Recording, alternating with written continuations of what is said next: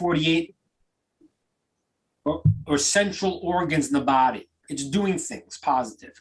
365 is lined up with the sinews, the muscular systems that hold the body together. What else is 365? 365 days of the year. Why is that? Because when you have sinews and muscular system that holds the body together, if you break one of them, the whole thing falls apart. 365 days of the year means that's a system. If you break it, the thing falls apart. Negative commandments, when we transgress a negative, the system that's being held together disintegrates. So positive commandments are very good because you're adding and you're expanding and you're making yourself holier and greater and better. But when you go over a negative, what you're doing is you're destroying a system that's being held in place, like the muscular system of your body or the days of the year. And therefore, it's so serious to transgress a negative because you're destroying the system.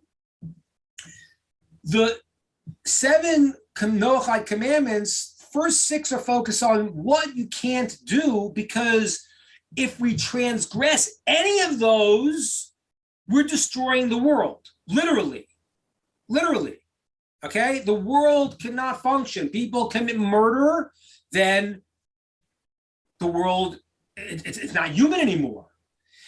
The 6 that we're talking about, when society transgresses that, they break the entire system. And therefore, the 7th commandment in the Noachide system is to make sure you set up courts to ensure that nobody destroys the system.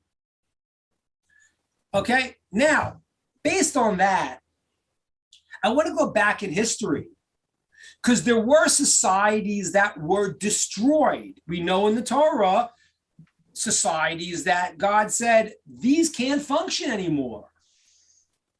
For example, the generation of the flood, the generation of the people of Sodom. In the text, they were destroyed. Again, today, we don't know. We see something gets destroyed. We don't know what the cause always is. But when the Torah tells us, we understand. So what did they do that was so heinous that it had to be destroyed? So they crossed certain lines. That once they crossed these lines, they weren't a society anymore. Let's talk about the generation of the flood. What did they do? What was their major sin? The major sin was illicit relations, meaning there are boundaries you must keep to keep a system alive. You break those boundaries, the system falls apart. They were having illicit sexual relations with everything and everyone without any parameters, without the proper boundaries that keep the society and people righteous. And therefore, they couldn't function any longer. There was no boundaries. They broke the boundaries, the thing fell apart. The sages say, it says in the verse, their final sin was stealing, because then they couldn't even relate to one another. The boundaries were just gone between people and having, intimate relations with things they shouldn't and people they shouldn't. And then they would steal from each other, means they couldn't even care about each other in any way. So the thing had to go. They crossed boundaries that held the system together. Let me give one other example, and you'll see where I'm going, because I think with the news, you kind of figure out where I'm going. But then we talk about, let's say, the generation of Sodom. What was the final, the final tilting point in the generation of Sodom? So it says, the verse says, akasa, the scream that came out, there was a scream that came out of Sodom. And God said, we're going to judge now based on the scream. What was the scream? So it says that there was a girl, the Midrashim say it was actually Lot's daughter, who gave charity, helped feed a poor person. And they felt this was so bad that they took the girl, they took her clothes off, they tied her up and put honey all over her body until bees stung her until she died. That was like the final straw. Now what happened? I want you to think a minute. we know we say people are, oh, you're a sodomite, they're so evil. But every evil person believes they're doing something good. The Nazis thought they were doing something good. They said, we're getting rid of the vermin, right? We have this idea of the Ubermensch, the Superman. Their philosopher was Nietzsche, and the belief that, we have to go and help the downtrodden. We have to. So they had a philosophy. They thought they were doing a great thing. So what were the Sodomites thinking? Like, why were they doing this? And I'm going to give you 3 reasons. I mean, the Talmud says the third one is the main one, but I just want to give you to think about it a second. A rationalization. Why would a society not let poor people be taken care of? Well, I could think of a lot of reasons.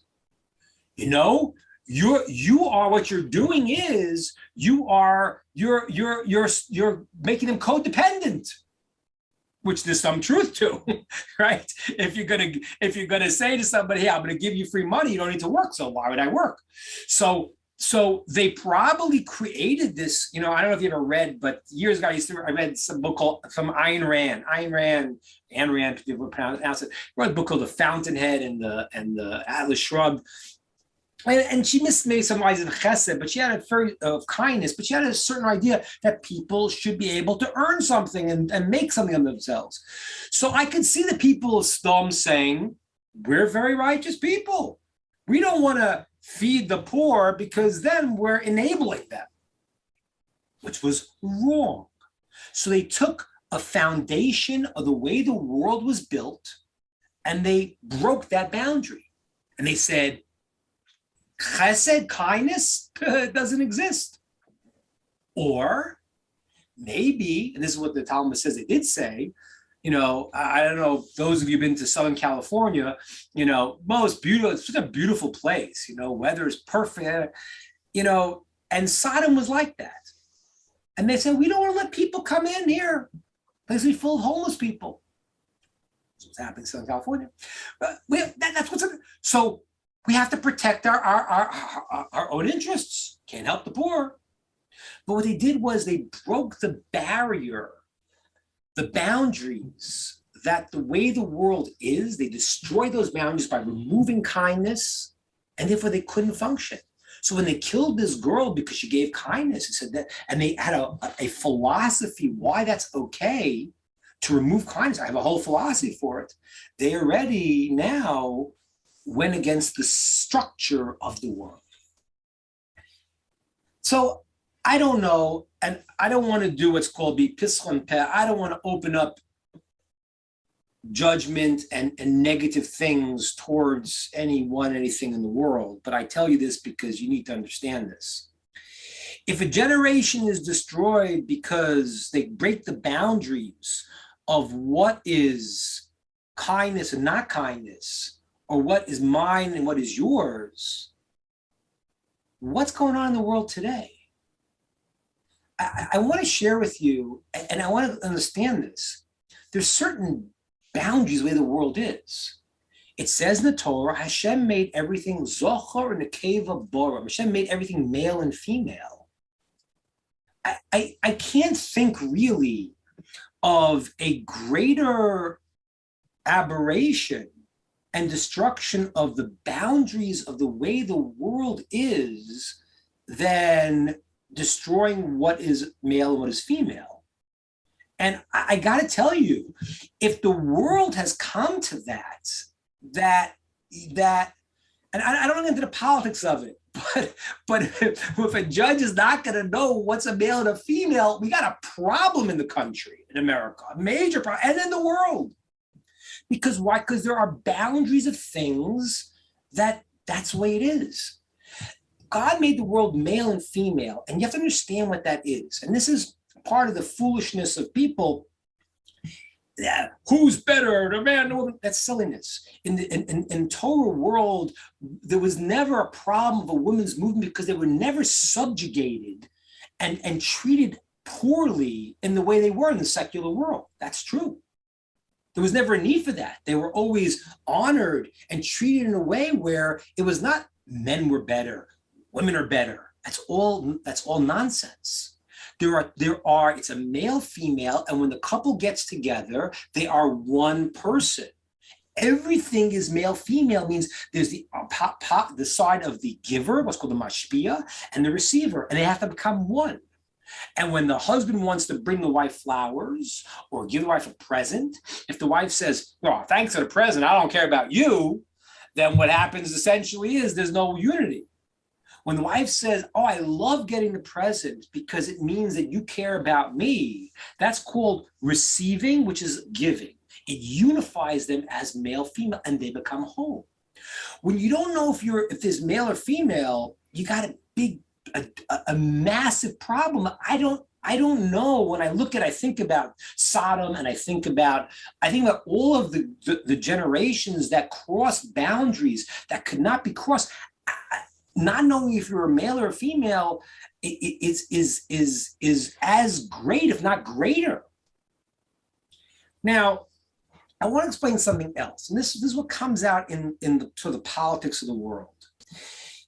People then jump on the idea of hatred and this and that, and that's not what I'm talking about. Honestly, a person who doesn't know if they're male or female it's very sad, very, very sad. I can't think of anything sadder. How you relate and we're not saying that. It's a sickness, it's a problem. It's a problem, it's a major problem.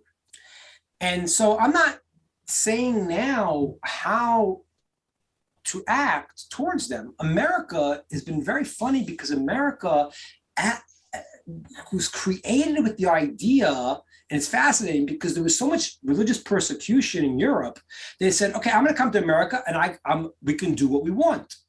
They never imagined that doing what you want means that no longer the founding fathers of America never imagined that there would be no boundaries at all. They just thought, okay, you could believe in this God in this way. I'm not going to force you not, and I'll force you not. They never understood that there would be Disney. Hollywood and Disney have taken over the minds of the American people. I mean, it's unbelievable. The fantasy land of Hollywood and Disney is now reality. Whatever is real is no longer real.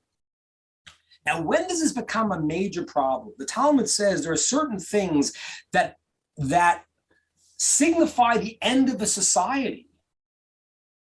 It lists 3 things that signify the end of a society.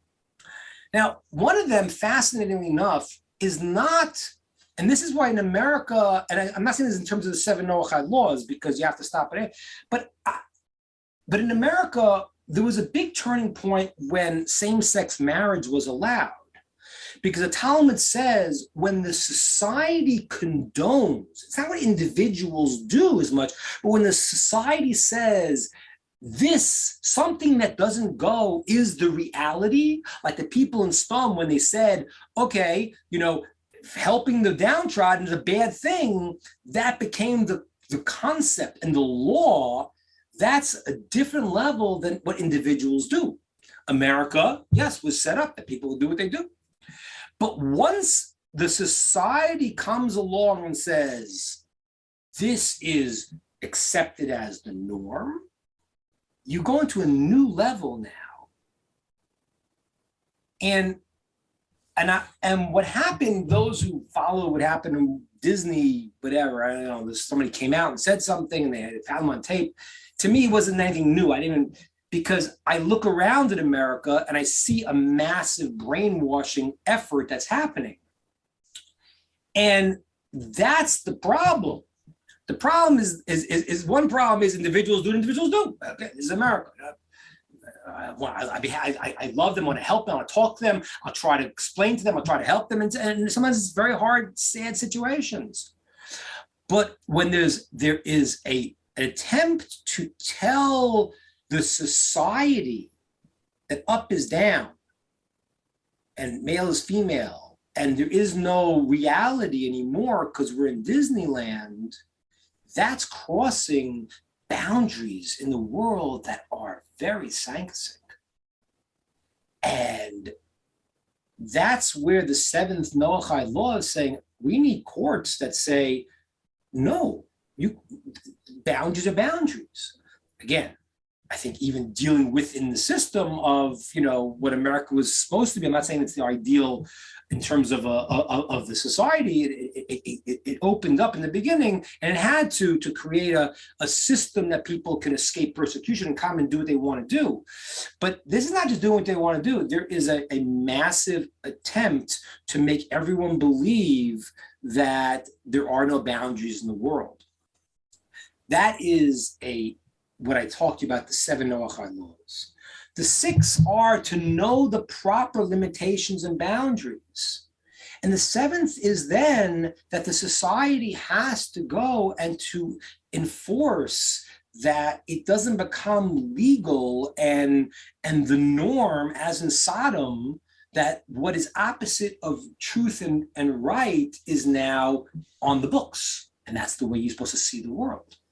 So you're all in a very, very powerful position to an obligation, really. And honestly, in a certain way, I see more your obligation than my obligation. My family lives in Israel. I'm Israeli and I'm American. I came to America to help people, this and that. But a Jew's country is really Israel in the bottom line. We love we have tremendous thanks for.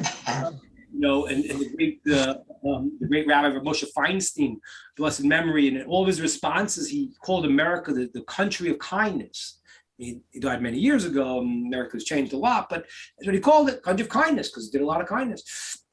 So a lot of gratitude, but as people, wherever country you're in, you need to look around at your country and say, wait a minute, what beliefs are being pushed? The male-female dimension is extremely beautiful, and it's the idea of wholeness. It's the idea of I can become one, and therefore to go and to say this is man's better, woman's better, and all these different agendas is complete foolishness. God made us in certain ways, and those ways are beautiful and special for each one of us. And when we do our part, we become whole. I'll just end with this one thing and I'll open to questions. There is a commandment, and this probably would actually, I have to look at the extents to Noachides because it would make sense, the logical commandment in a certain way. There's a commandment called Kilayim. Kilayim is crossbreeding.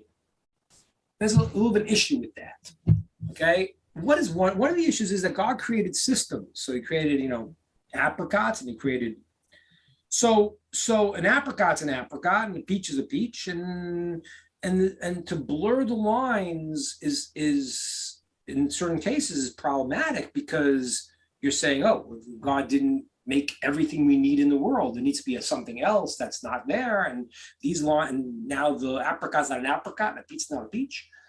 And that has to be understood in terms of male, female, are realities of the world.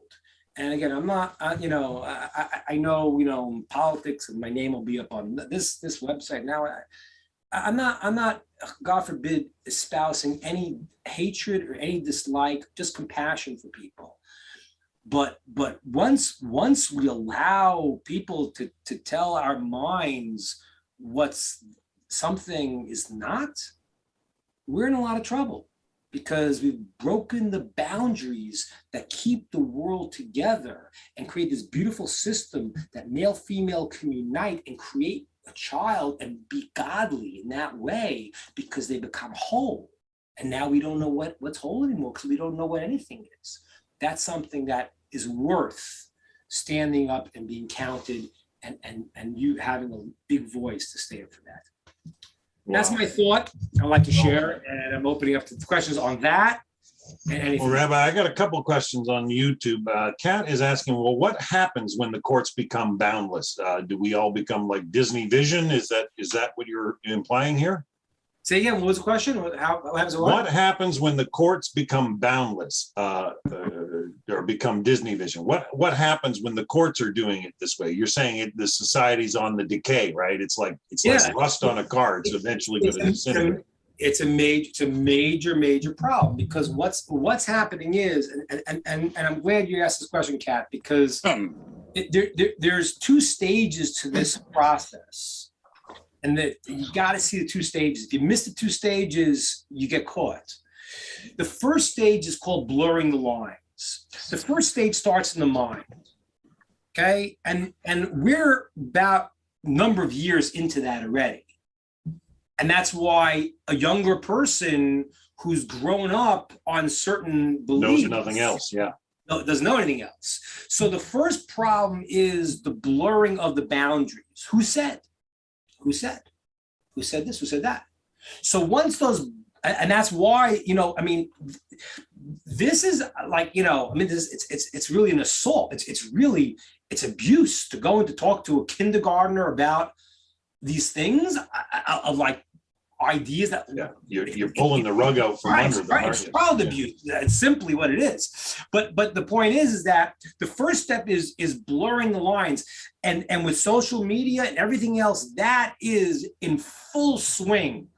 That ship already sailed, and that's what I was referring to. Kat. That ship's already sailed, and that's why we have to talk and try to educate. But we got a big problem because we have young people who you're watching everything, and that's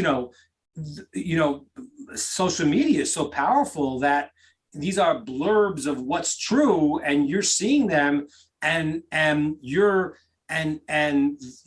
ostracized if you don't say what everyone else is saying, so you just believe it. So the first line is the problem of blurring the lines. That's called in the heart. The head, I mean. The head is the beginning process. From the head, it goes down into the emotional level and then to the action level. So it's in the head right now. And therefore, that's why it will move from the head into the courts and become mainstream at a certain point, unless people stand up and say, we don't allow this as our country to accept this. What can we do? I mean, it's very hard. What you can do is educate ourselves, talk to our kids, talk to people.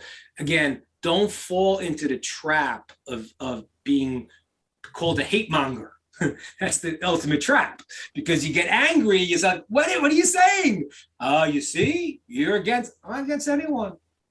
I'm not against anyone. I want the whole world to know there's one God. He loves us, and he wants the best for us, and that's what I want. I don't want anyone to be on the negative side of anything. Let everyone get their act together.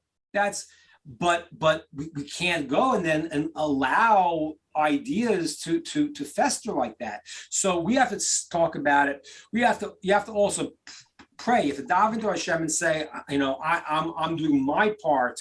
Help my country, whatever country you're in. Help the people. Let me help the people around me. Pray for your environment. I thought that Sodom. Abraham prayed for Sodom. Do you ever think about that a second? Abraham prayed for God to save the city of Sodom. They were the worst people in the world. What kind of prayer is that? What was he doing? What was Abraham praying? If you read in the verse, he said, if there's 50 people, it's 10 and 5 cities, and then 45 and 40. And then he comes down, there's 10. He's praying to save the entire city of terrible, terrible people. Why isn't he saying just wipe them out? And the answer is, Abraham wasn't praying for the bad. He was praying that the good inside the city could wake up the entire city. That's why he prayed for the 10 people in the city. Because if there's 10 people in the city that have their act together and know what's true, then they can affect the others. Abraham wasn't praying, leave the terrible people, leave the killers and the barbarians, leave them around, let them continue with doing what they're doing. That's what wasn't what his prayer was. His prayer was, God, if there's 10 people in the city, then there's still goodness there that could be brought out. That's what you have to do. So pray that you could affect your city. Once it gets into the minds of the young people, once it gets into the courts, once it gets to that, there can become a point where there may be a point of no return for certain countries. Yeah, and the world is going on that path. Now, again, what'll happen? No, the world's not going to get destroyed. It's not going to blow up in 5 years. It's not going to, that's not what's happening. There could be serious processes of how things come about. In the end, the world will come to its perfection. But we Understand. want to avoid all that negative things and be. Rabbi, that leads to another question I've got here from Stephen. He says, can the rabbi speak on the conflict between the U.S. Constitution, primarily the First Amendment, and the Noahide laws? And then I asked him specifically what conflict, and he said the difference between freedom of religion versus no idolatry, or freedom of speech versus no blasphemy. How does Noahides cope with freedom of religion? It's a very good question. It's a very good question. I'm not a legal scholar.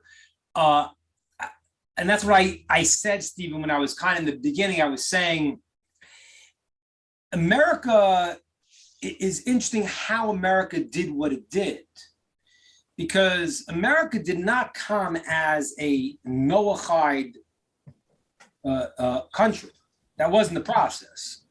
They were escaping persecution and they wanted the freedom of religion. Now, there was a certain problem that may have been built into the Constitution in the beginning, which may be coming out now, which is once we said, the founding fathers of America, I think if they would, they wanted to say you could have any religion you want. Would they have believed that the religion was no religion? Would they have ever thought that anarchy and there is no boundaries? Would they ever think that? I don't think they would ever even imagined the world would be at the place it is today. But you're right. It is a problem in the Constitution that the Constitution of America does not set up a system as a Noahide nation. It does not. And when Mashiach comes, then it will. Until that, it's not going to do that. But what America has to do to fight to retain its status as a nation that could be a righteous nation is that they have to go, and if individuals will keep the Noahide laws and the parameters of the society will be such that will have certain definitions, then the society itself, even though the Constitution allows and has to allow it, that's the way it was built, it could still be a righteous society. Let me explain a little bit deeper what I'm saying, Stephen, because you say it's a great question. And this really came to the Supreme Court discussion that's right now in the confirmation hearings. You see, words define things. So when I use a word and you use a word, if you understand the word completely differently than I do, the whole context is different, right?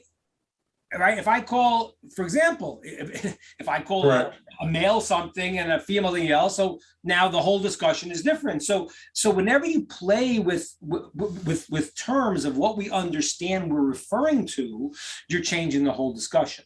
So the answer to your question, Stephen, is the Constitution of America is not a Noahide document. It allows people to be idolatrous. They could be doing. They have certain parameters in the Bill of Rights not to encroach on other people. Until now, it allowed people on the whole to maintain a society where a person could be a Noahide and eventually most of society could be righteous people. In the direction it's moving now, that will be increasingly difficult because your ideas of right and wrong will be called evil. You realize that. If we keep going in this path, then just like in Sodom, kindness was considered to be a bad thing, the beliefs that you would express would now be contradictory. So the answer is the Constitution does not create a Noahide format, and that's in times of Mashiach, then America will be a Noahide format. And right now, individuals can function within the righteous dynamic because the Constitution, as is written, gives enough leeway and enough parameters that person wants to do the right thing, they can. And now there is a additional attack on certain assumptions of the constitutions because people are using words in different ways and concepts in different ways than has ever been dreamed. And now there's an assault on basic understandings of society that are fundamental to the Noahide system.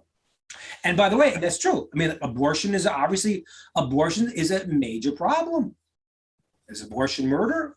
I'm not getting to the top of abortion now, but on the whole, there's a big problem there, obviously. So if abortion is part of the erosion. Commandments. Yeah, it's visible erosion for sure. We got a lot of problems there that are continuing down the path here, and so that's the answer to the question. I got one more on YouTube, Rabbi. Lara in Tampa is asking, in Genesis 1:24, is the snake considered one of the creeping things? It seems that the snake is not included in the creation. I think what you mean is the creeping things. I think you mean that there are we'll call it Shmona Shvatzim, the 8 reptiles or creeping things that when they die, you touch them a certain level of tumah. No, the snake is not one of the 8. The snake is a very fascinating issue. It's a very fascinating issue because the serpent, what we call it,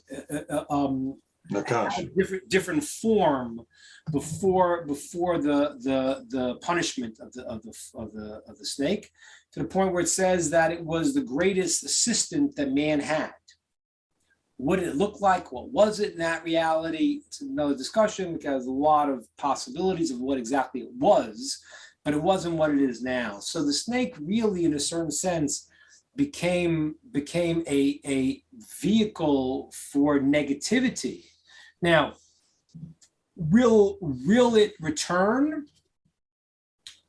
So there are certain things that, have become the epitome of the negative, and the way that they are fixed up in a rectified world is very unique. We talked about Moloch a couple of weeks ago. The snake is in the serpent of what it is in its root is a problem of something that had high potential. That when you have a high potential, you could fall into very deep negative. That was a snake. That's really, like I mentioned a few weeks ago, a Molech. A Molech was from Esav, and Esav was the son of Yitzchak. And they could have connected to the Jewish people, but they made their mission to be anti. And therefore, how they're brought back and what form they're brought back and how the world, when it's rectified, the things that are negative are still brought in the system. That's a very particular and complicated question. So the answer to your question is that the snake is not one of the 8 creeping things that you have extra tumah for. Snake has its own parameters, and its parameters is that the snake, it says, the snake is compared to a person who speaks lashon hara, evil, because they say to the snake, snake apparently when they eat stuff, it tastes like dirt to it. It eats dirt. So the snake, when it bites people, it doesn't get any pleasure out of it. So that's compared to someone who speaks badly. Like, what'd you gain out of it? A person was overcome with desire and they did a certain sin very bad, but they did it for their pleasure. When you just speak badly about people, you knock people down, you're not getting any direct pleasure. The snake itself became a vehicle to do negative things, and therefore was not in the category of doing it for its own pleasure. That's a different level of evil. Let me just explain one more point here. Every nation in the world, and this is very fascinating. Mm-hmm. I take white light and you run it through a prism, you'll see the 7 colors of the rainbow, whatever, how many colors there exactly. You'll see the spectrum of colors. So in the Hebrew language is considered like the white light. It contains all the colors. The specific colors are, let's say different languages in different societies. So different societies have qualities that have to be brought into the system. And if you travel in the world, go to different places, you see, I always said America, and I have not found the Torah source per se. This is my own thinking. I thought America had a quality of idealism that I thought was a very noble character. But every society, whatever society you're in, I'm not, Italo, you're in Peru, is that where you are now? Yes, I'm in Peru.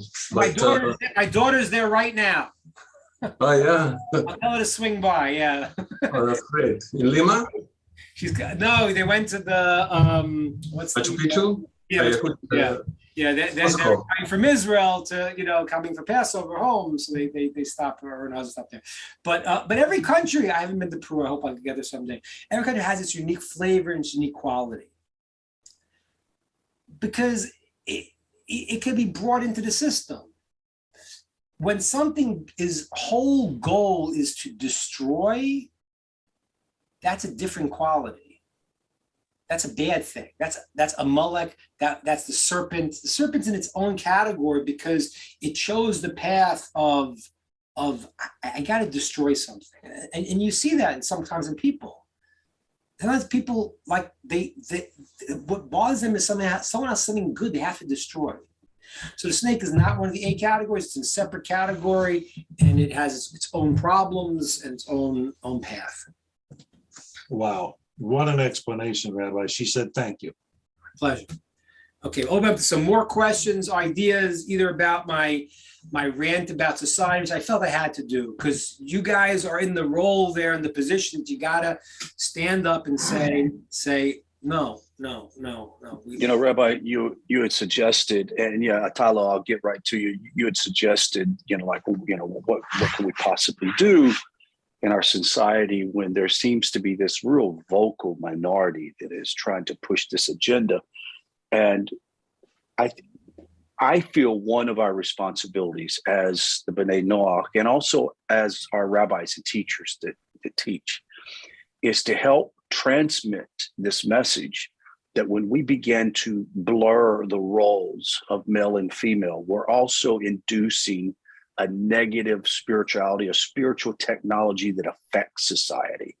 This is, it's not that we want to force you to do something or be something you don't think that you are. But when we start saying that good is bad and bad is good, and male is female and female is male, we've begun to mute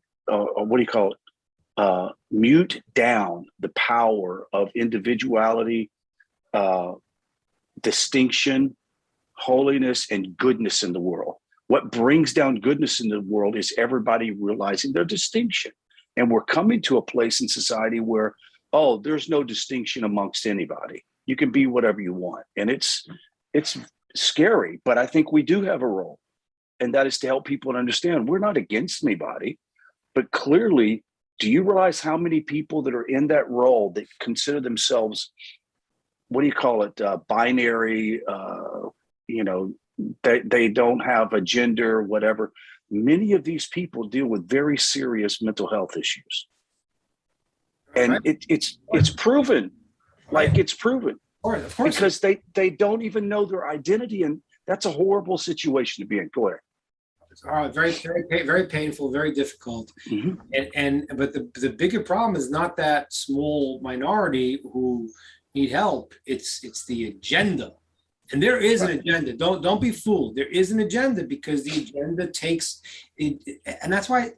Look, I it's very much connected. Like the idea of communism. Communism is always very closely connected with atheism. It always was. It was one of the founding principles that we don't accept the way God made the world. We're the ones who are going to make the world the way it should be. Of course, it meant the guy who was in charge took all the money. But it's the same thing here also now. It's like, no, we don't accept that. We live in Disneyland. And we're going to create a new reality. So it's not even the people that have the problem that they need help. it's the people that say this is a great opportunity to allow a destruction of boundaries. That's how I started today, because that's what it really is. Destroying boundaries has an objective, it has a goal. It means now it's a free for all. Do whatever I want to do. That's what Atalo and then Rabbi Weissman. Atalo?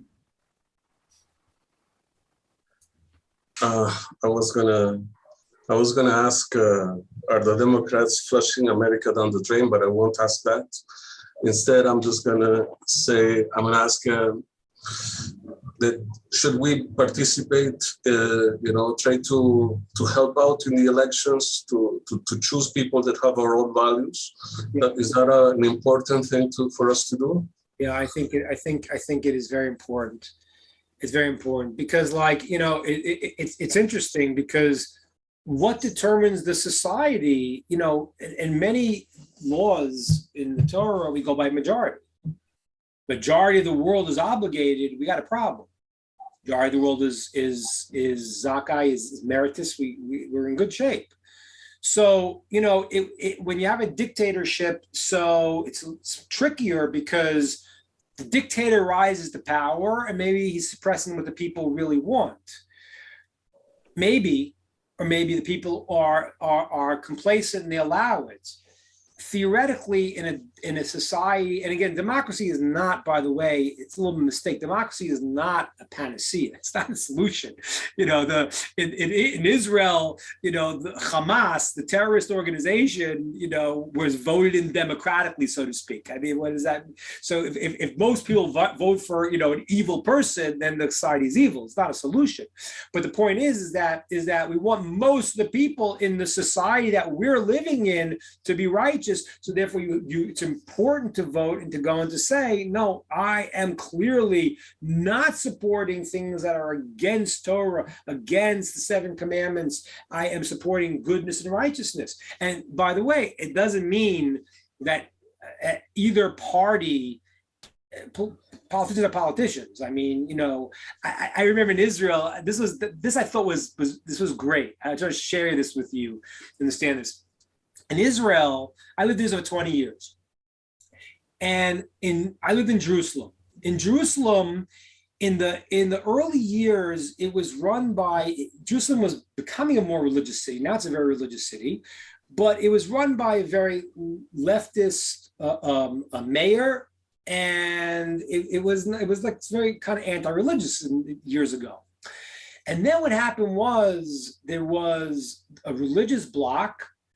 And then there was a more, let's say, we'll call right wing, was called Likud, which is like more, I guess, like Republican Party, whatever. And so the left was going to win again because the religious were going to vote for the religious. They weren't the majority. And the whatever would be called the parallel to the right party was going to get their votes, and left was going to win. So at the end of the election, right before the election happened, so the supposedly right-wing party made a deal with the religious and said, we'll go together and we'll make you deputy mayor and this and that. So now the rabbis had to come out and tell the people in Jerusalem what their halachic ruling was, what to vote. So they didn't want to say, they knew not to vote for the people who are against Torah, but they couldn't say vote for the ones that were the other side because they weren't right either. So they said, everyone should vote for the party that's less against the truth. And everyone knew what it meant. I think that's funny. It's the lesser of two evils. Everyone knew what it meant. So I'm not, politics are politics, and people have their ideas, and some guys are good, but do they have Torah? Do they have truth? So they have their ideas, but they're closer, and therefore, you have to go with something that's against 7 laws, it's against Torah. You cannot be party to it. Right. You have to stand and be counted. Rabbi Ingber, I'm introduced you to Rabbi Weissman. He had a heart attack a couple of weeks ago and is still recovering with stents. And he's our Tuesday night teacher. And I just want to introduce Rabbi Weissman. Shalom Aleichem. Nice to see you. Hope you're feeling better. Thank you so much. Thank you so much. Where are you getting there? We're getting there. I am upstate New York. Upstate New York. Ellenville, New York. It's in the Catskills. Sure, sure. I'm That familiar. house up there. Yeah. Beautiful. All right. So, Feel bad for Shlomo. I wanted to, not going to address Rod when I'm coming back yet, maybe a little later, but I wanted to stick to the subject right now. I wanted to make a comment, Rabbi, in relation to just really something practical that we can learn from this whole national crisis, I guess. And that is that if you look at the development of these changes, and even as they are today, there's this idea of tolerance that runs through it. There's certainly at the beginnings of the legal battle in support of different lifestyles. Those who were promoting it were pushing it using arguments based on compassion, having compassion and trying to be understanding of different people who have problems. In fact, you can even say that they use the deviancy in order to say, yeah, these people are very different than most, and therefore most people they're alienated from most people, and they deserve our compassion. Right. And they deserve our. Then they take it, and then it goes further. It's not just our compassion, but they deserve our recognition, and they deserve in terms of, again, this is really only about, I'm talking about conduct, but their particular conduct in this regard is deserving of full equal recognition as normative heterosexual conduct. And I think we learned an interesting lesson, which is classically discussed by the sages, of how the evil inclination operates. Yep. And that is that it comes with something kosher. It tells us, it comes to us with often using actually good character traits to say, this is something good, or we should, meaning to say, in this case, coming with compassion. Right. It could be a situation in which, and this is a very, very complex question about compassion on people who are transgressing Torah, and how does one go about navigating that. On the one hand, there's the element of having compassion, reaching out, and to love all people, and to bring them closer to Torah. I mean, you can argue, how can you bring people closer if you don't have But the compassion negative on pushes them? the button to death. Yes, I get it. So on the other hand, the other question is how do we make sure that we keep our distance and are not influenced, and that we don't accept their behavior, which is not acceptable according to Torah, as acceptable and normative, and we shouldn't become comfortable with it. So it's quite a nuanced situation, and I think it flows over into in many other situations. But obviously it's very important for the Noahide community, because obviously if so many different people have different relationships with, let's say, people who are in different forms of idolatry or have views that are very hostile to Torah views, and how do you navigate those relationships?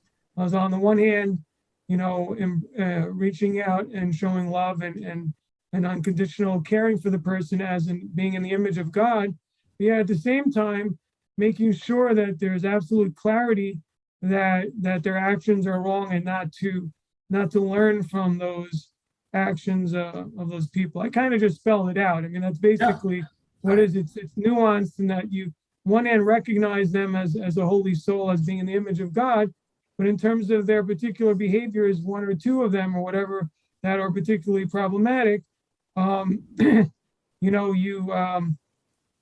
you make sure that it's very clear that you stay far away from that and don't lose focus that that's something that you don't want to learn from.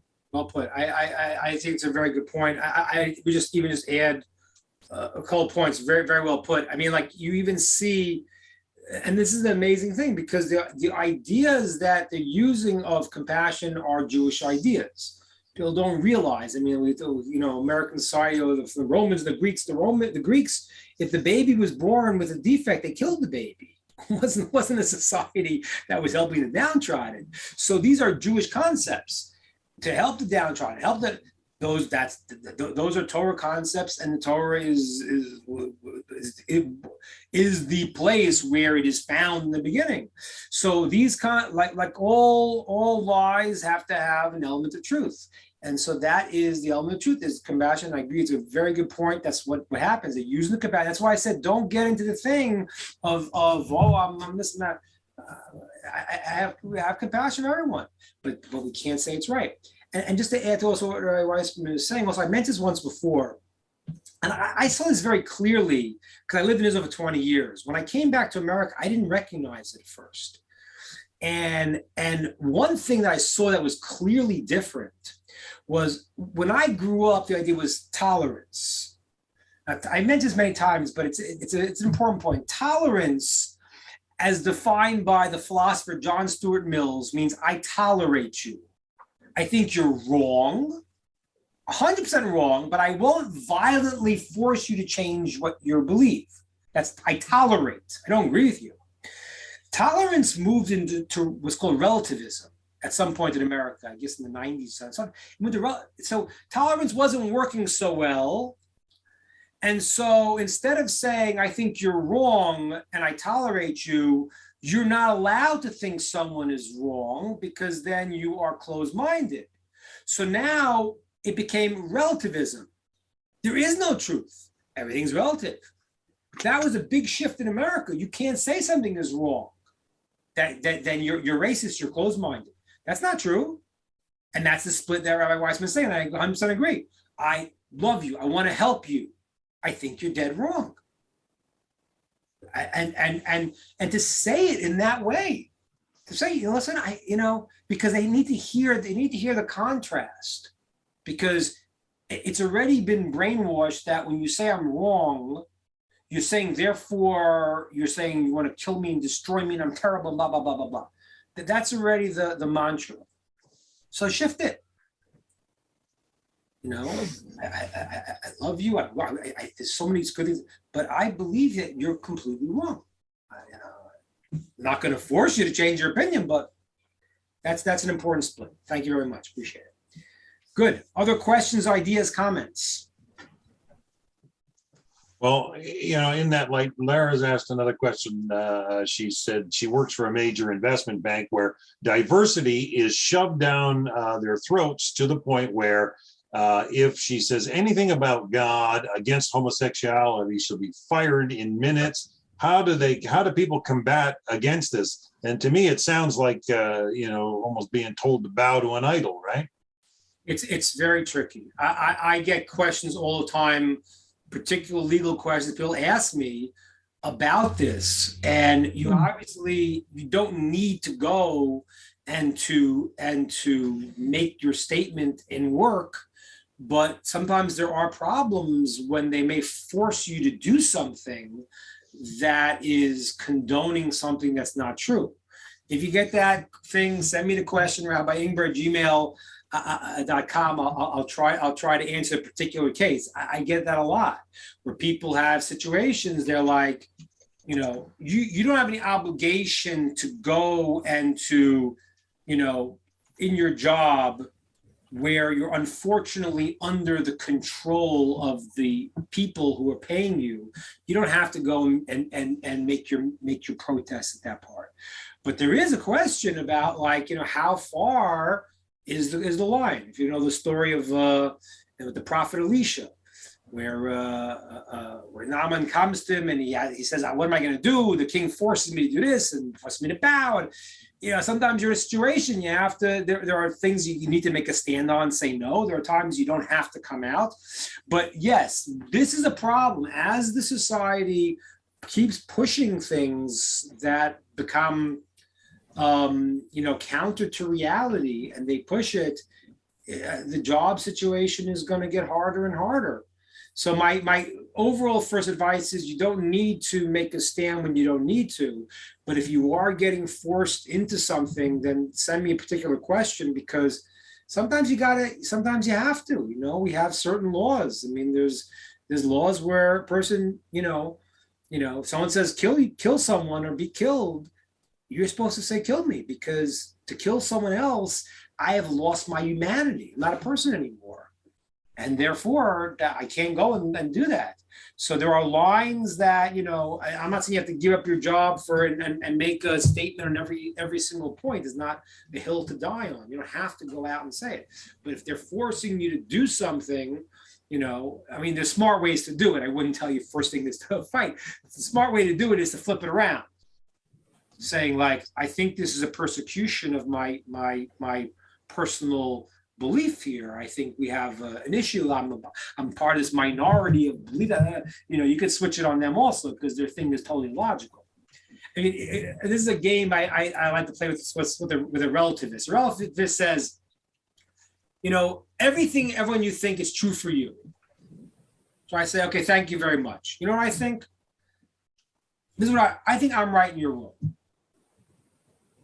Yeah. She's now said about, if she doesn't want to share the woman's bathroom with a gay male, the problem's hers. And they kind of, switch it. And yeah, this is a big problem. This is why I'm talking about it today, because it's infecting everything. Rabbi Weissman has a question too, or comment. It's affecting everything. So, Laura, I think it's a problem.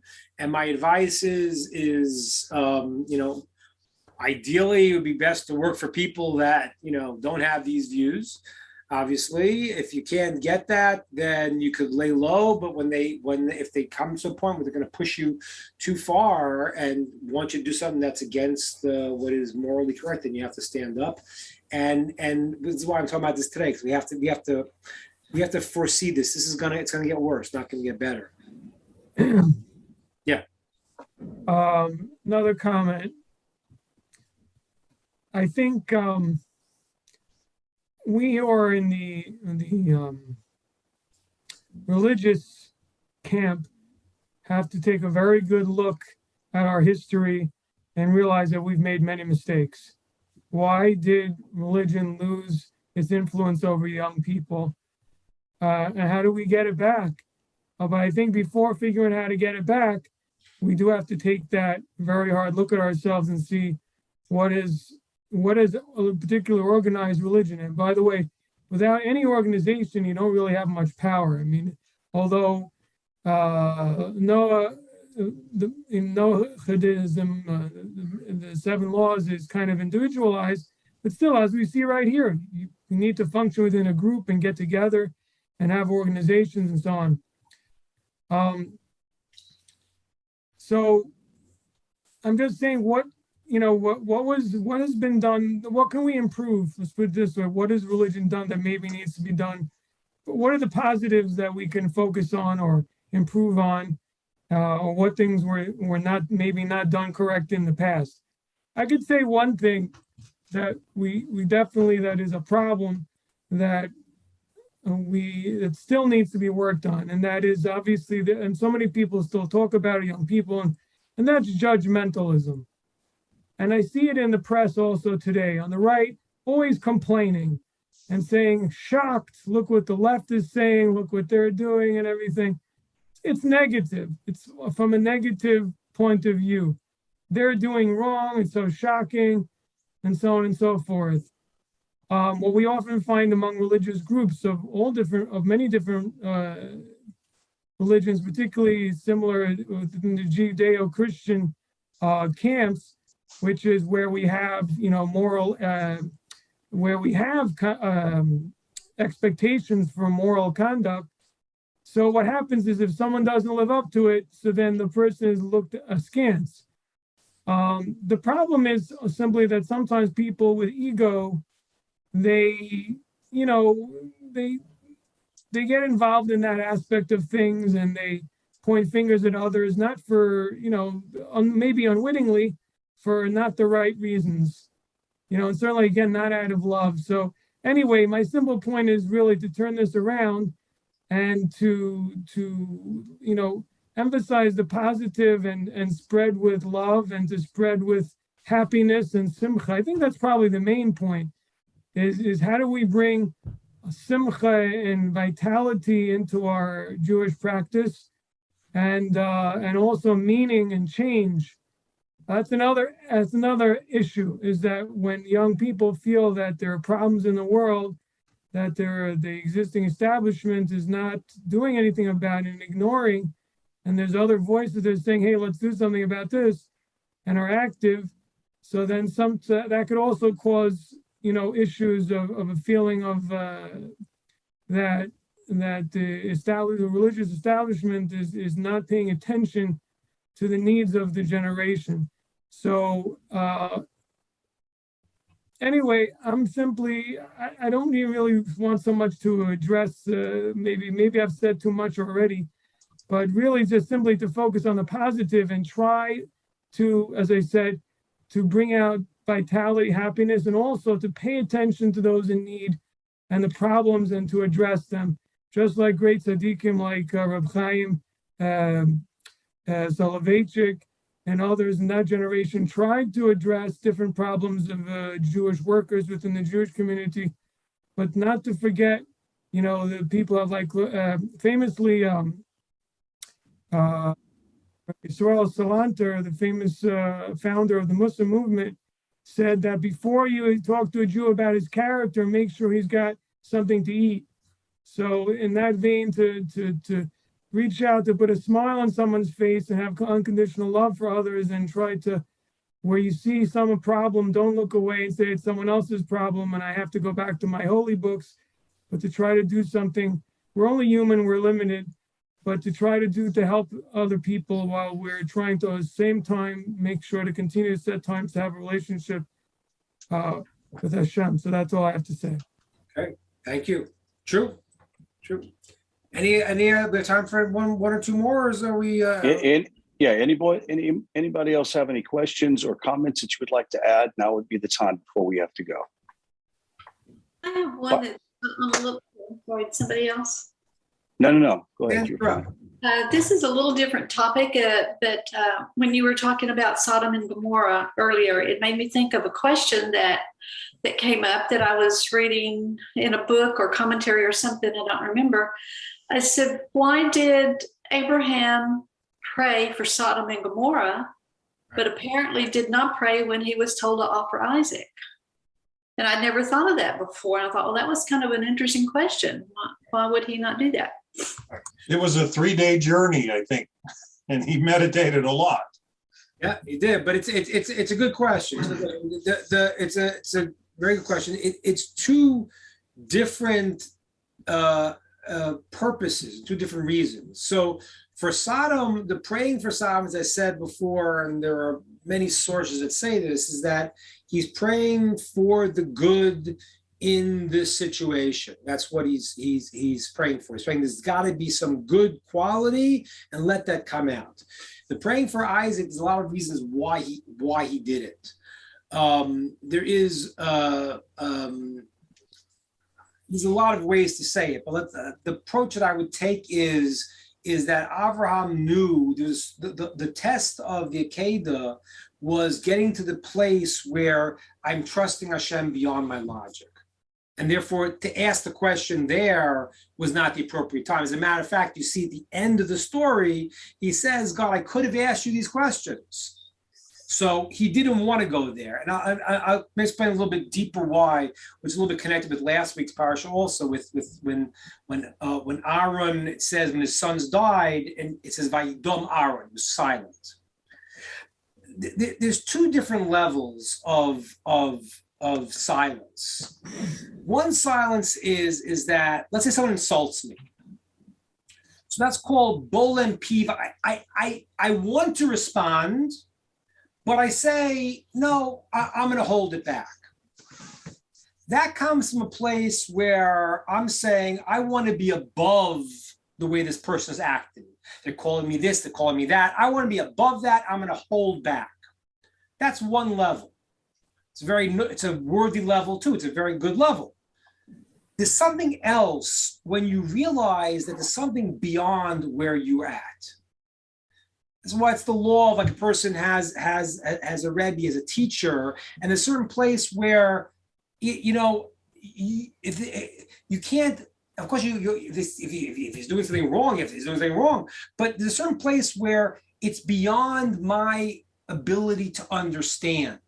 And therefore, that's the word by Aaron, by Dom Aaron. Aaron was silent. I had nothing to say. He knew it was beyond, the reason was beyond whatever it is that he had. And that was the place of Avram. Avram is placed there. And it's fascinating, and I make it very practical in our world, because there are religions that talk about something called, blind faith. That's not Judaism at all. In Torah, there is logic. There's logic. This is right, this is wrong.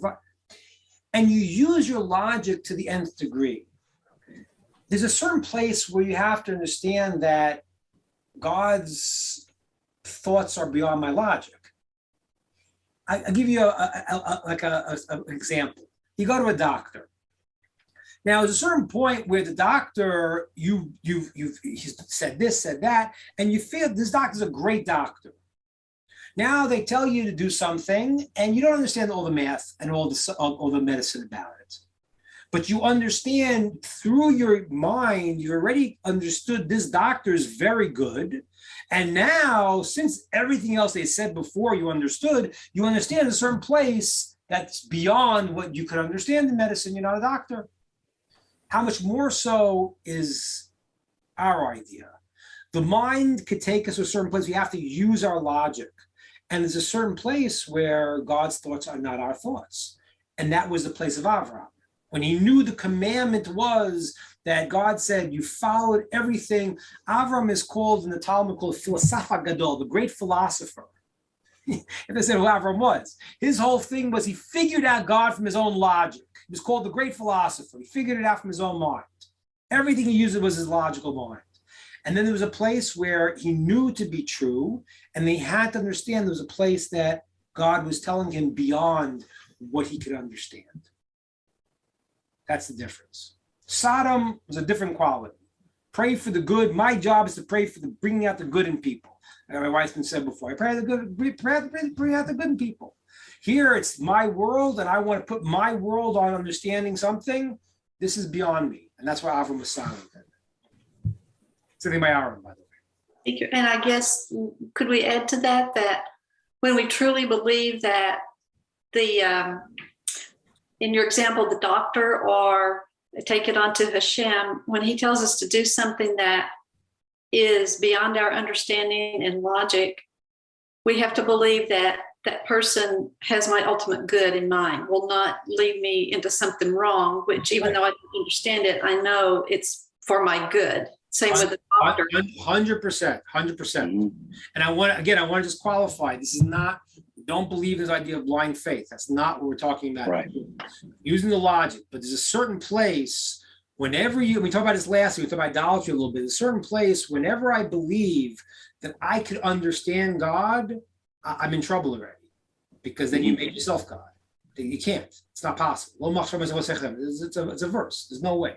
You can't understand God in any way, shape, or form. So therefore, but yes, when God tells you to do something, it's going to be for your good. Anything that's right, anything that's true, anything that's good is never going to go backwards and never going to come back negative. That's what the question that Laura asked before also. I'm not saying you have to know when and where to take a stand, but when you take a stand, even though it may be difficult at the time, when you're doing the right thing because it's right, in the end, the good will come.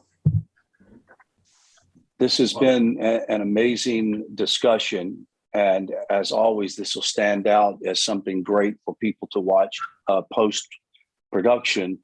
And Dan, I just want to remind those before you have to go, those who are watching us on Facebook and YouTube, that hasn't had the opportunity to join our weekly classes or the weekly classes with the World Noahide Center, I want to encourage you to get a hold. There's plenty of learning opportunities to learn, to read Hebrew, biblical Hebrew, getting some of the, I would say, the best teaching you can find for Noahides anywhere in the world is right here on the TIV and the World Noahide Center.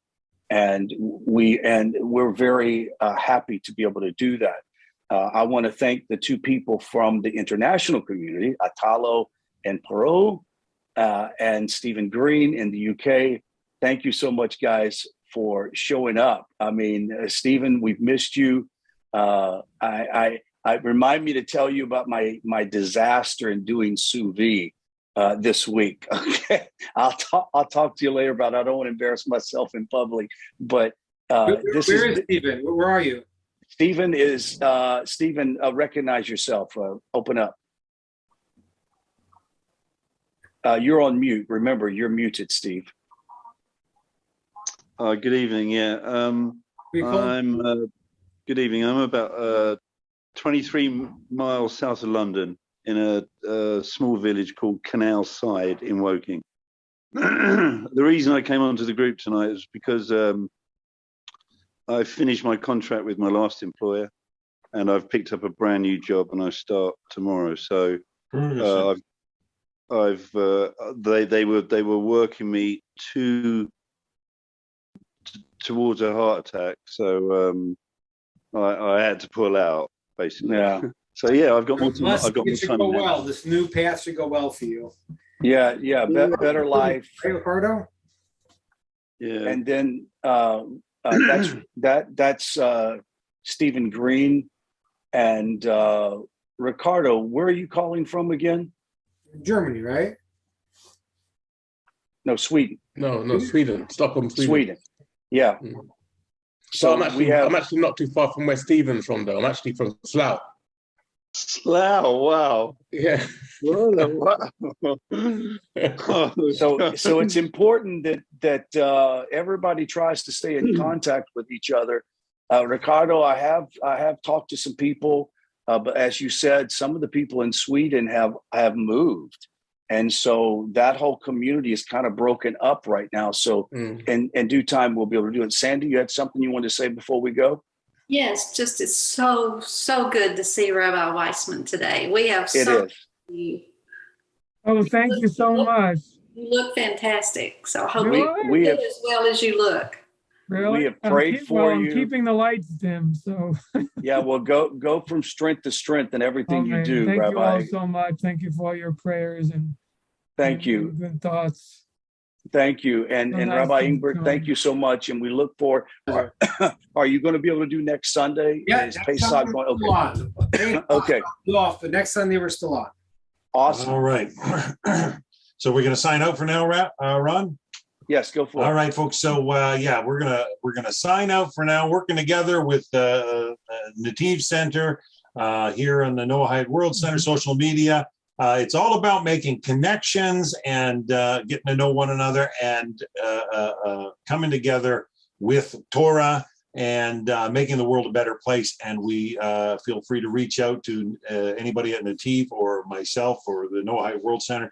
And we will always try to help make connections in your area in the hopes that things begin to blossom. I know up here where I am in Canada, it's spring's just starting to hit and trees are starting to blossom. I don't know about down in Texas. You guys probably already got trees in full bloom, no doubt, right? No, we're still blossoming. As a matter of fact, that the reason why I didn't mention you in international communities because you're in America. We consider you one of us, and you consider us part of the same continent. So. Yeah, we sit right on top of that. But it's a joy. It's always a joy to come together with like-minded people and learn something fresh and new, and more so to have those deep-seated questions answered. So, Rabbi Ingber, are we going still with Q&A for next week? Because I want to tell the audience. Let's do one more. I'll open up with Var Torah, and then on something that's relevant, and then you guys can just. This works. We like this. Yeah. Today was just exciting and awesome. I like the way you brought it out, and then it started to talk. I like the flesh and bones analogy you used at the beginning. A couple of people came late and asked me where they were jumping into, and it turned out real well. And so if you have some questions, write them down and be prepared to come back next week, same time, and we'll get them before the rabbi. Or you can always email put his email there, rabbiingber@gmail.com.